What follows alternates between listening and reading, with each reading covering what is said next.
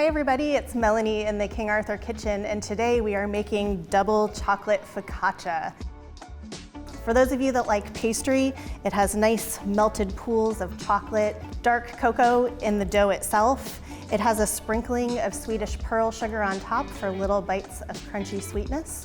For those of you that like bread, we have a nice open crumb from a high hydration dough and a nice coating of olive oil that gives it that fantastic crispy focaccia finish. All right, let's get mixing. All right, so to start our double chocolate focaccia, we're going to get some bread flour in our bowl, and we are using 250 grams. We are choosing bread flour here because this is a very high hydration dough, so we need a lot of strength, and bread flour has extra protein in it, a little bit more than our all-purpose flour, and that will help us get the strength to get those really nice large bubbles that we're looking for in our focaccia. Next, we're going to add our sugar. So I have 2 tablespoons of sugar. That's going to give us a little bit of sweetness in our focaccia. It's also going to give food for the yeast, so that yeast can really get in there and start fermenting our dough. Next, we're going to get our cocoa in, and we're choosing to use black cocoa in this recipe because it gives that really deep, dark color and that really deep flavor. So you think of Oreos, they have that really kind of deep, rich, chocolatey flavor.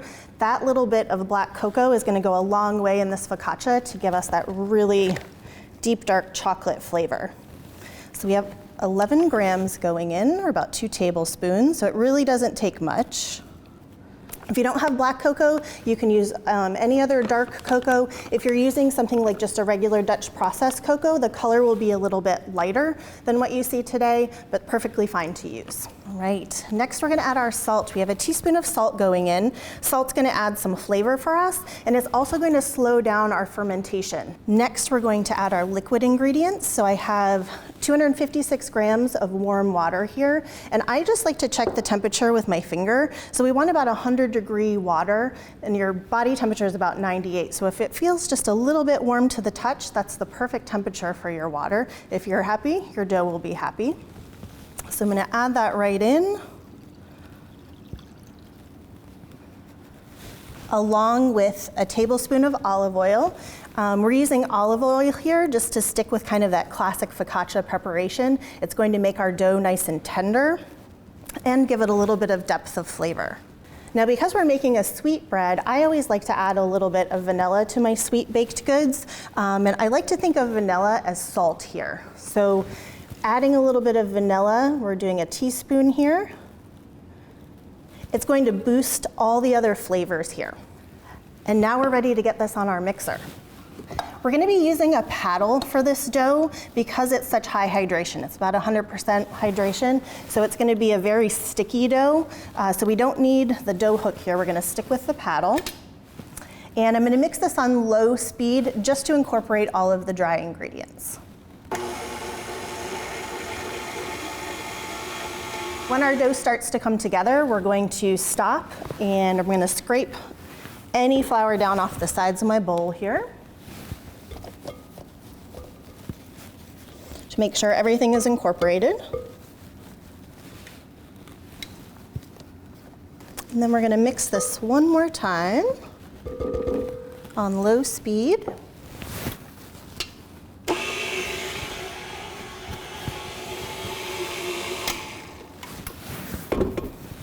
All right, and as we look at our dough here, all of the dry ingredients are mixed together. And if I try to pull my flat beater out of here, my paddle, you'll see that the dough just falls apart. So we're gonna let this rest for about 20 minutes, and that's going to give the flour and the cocoa a chance to hydrate. Our dough will thicken up a little bit, and then we'll get into the portion where we're actually mixing it for a longer period of time that will replace kneading by hand.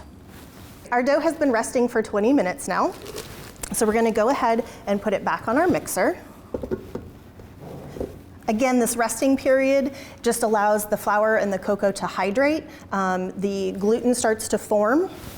So we're starting to see a little bit of extensibility, a little bit of stretchiness here, but still not as much as we're looking for. So we're gonna be mixing this on medium-high speed. for about 15 minutes. And I know that seems like a really long time, but we really need to develop a lot of structure here because we have both some enriching agents like the sugar and the olive oil, and we also have some cocoa as part of our dry ingredients. And so we want to make sure that we are building enough strength in our dough by mixing it. So we're going to slowly turn up our speed here to about medium-high. And we're going to let this mix for about 15 minutes. You'll start to see as it's mixing these webs of gluten forming, and it will be much more stretchy and extensible at the end. So our dough has now been mixing for 15 minutes, and it's time to add our chocolate chips. I have 170 grams of semi-sweet chocolate chips here, and this is where you can decide what type of chocolate you'd like to use. If you're using chocolate chips, they tend to have more cocoa solids in it and emulsifiers so that they hold their shape during the bake. If you choose to use something like a semi-sweet chocolate wafer, they tend to have more cocoa butter in it, and so they'll be a little more melty when you cut into your focaccia later on. So I'm going to go ahead and mix this on kind of medium-low speed just to incorporate those chocolate chips. We'll mix for about a minute, and then I'll go ahead and take my flat beater out so that you can see that extensibility, that stretchiness that we've developed in this dough. All right, we've mixed our chocolate chips in, and you can see now as I pull my flat beater out of my bowl that our dough is very stretchy and extensible now. So after that mixing period, we've really developed that gluten network. So that carbon dioxide that the yeast is giving off as it's eating the sugars in the dough, that gluten network is gonna hold everything in so that we have that nice, airy, light focaccia once this is baked. We're gonna transfer our dough now that it's finished mixing to a bowl. And then this dough is going to rest covered in a warm spot for about an hour.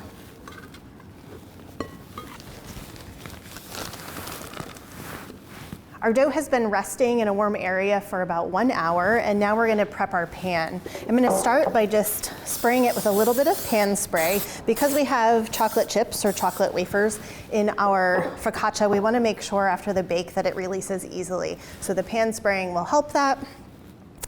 And now we're going to add our olive oil. So I have 2 tablespoons of olive oil that I'm adding here that we're going to swirl on the bottom of our pan. So I'm just gonna tilt it back and forth just to swirl it a little bit. I'm also gonna work it a little bit up the sides of the pan. And you can do this with a brush.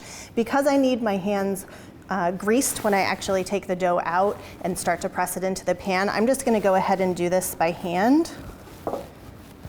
And then I already have the olive oil in my hand so the dough won't stick to me. So you may be wondering why I sprayed our pan and then also added olive oil to it. So the spray is gonna make sure that it releases easily for us.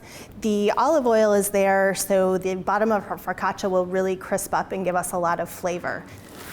So I'm gonna go ahead and you can see our dough is kind of nice and jiggly there, nice and marshmallowy, and we're gonna add it right into our pan here. And I have that little bit of olive oil in my hands, and I'm just going to rub it a little bit so that as I'm pressing my dough into the pan, it's not sticking to my fingers too much. Some of your olive oil may come up over on top of the dough, and that's fine. We're actually gonna be adding a little more olive oil later on before it goes to bake. So the dough is evenly pressed into my pan. So now our dough is ready to rest again for about 2 to 3 hours. During that time, we'll see lots of big bubbles in there to give us a nice light, airy focaccia. And it will rest in a warm area for that 2 to 3 hours. And when we take our cover off here, you can see it has a really nice jiggle to it. It's nice and marshmallowy, very pillowy in our pan, almost filling it to the top. We're gonna go ahead and drizzle a tablespoon of olive oil over the top, and we're going to make those characteristic dimples in our focaccia. So I'm going to take a little bit of that extra oil that's left in my bowl here and just grease my fingers. And I'm going to hold my fingers like a claw and just kind of gently press into the focaccia all the way to the bottom.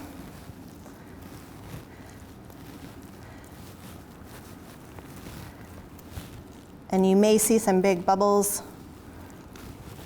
And you have a choice now that you can either sprinkle this with some Swedish pearl sugar, which will give you a really nice kind of crunchy, sugary topping at the end, or you can leave it plain and we'll dust it with some non-melting sugar at the end. So Swedish pearl sugar looks like rock salt's or pretzel salt's sweet cousin, and we'll give a really nice sweet crunch to the top of our focaccia. And you can use 1 to 2 tablespoons depending on how sweet and how crunchy you would like the top of your focaccia. Our oven has been preheating to 475 while we've been waiting for this to proof. And when we load it, we're gonna drop it down to 450. So we want that really high temperature so that we have really intense heat, but every time you open your oven, you lose some of that heat. That's why we're preheating to 475, but then lowering it to 450 after we load our focaccia, and it will bake at 450 for 20 to 25 minutes.